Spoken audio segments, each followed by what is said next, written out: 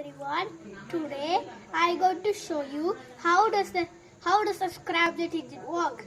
First, if you want to go to scramjet engine, we need to first learn about ripple patterns in water, and after that in air, and after that we will see how does the scramjet engine work.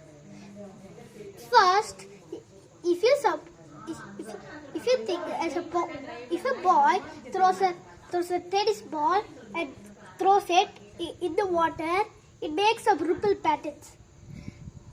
But if the boy is pulling the ball, when the ball is making ripple pattern and not stopping it, yet it will make ripple patterns and not construct.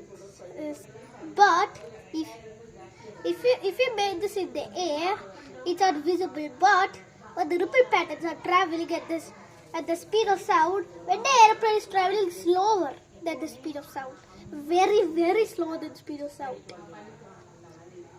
Brain teaser for you. What happens if the airplane was faster than the speed of sound? If it goes, if it goes in the speed of sound, a shock barrier is created. Shock barrier is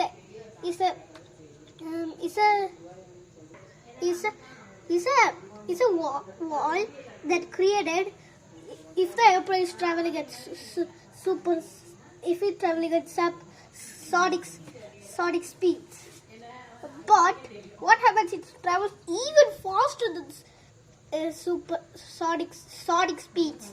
If it goes faster than sonic speeds, the ripple patterns, it will break and would form a small circular ripple pattern that looks like a triangle. I have to show you. It looks like this. But what? This is the area that's.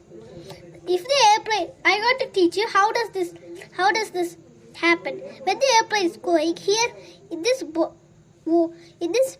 triangle, there's actually the airplane is actually near to the air.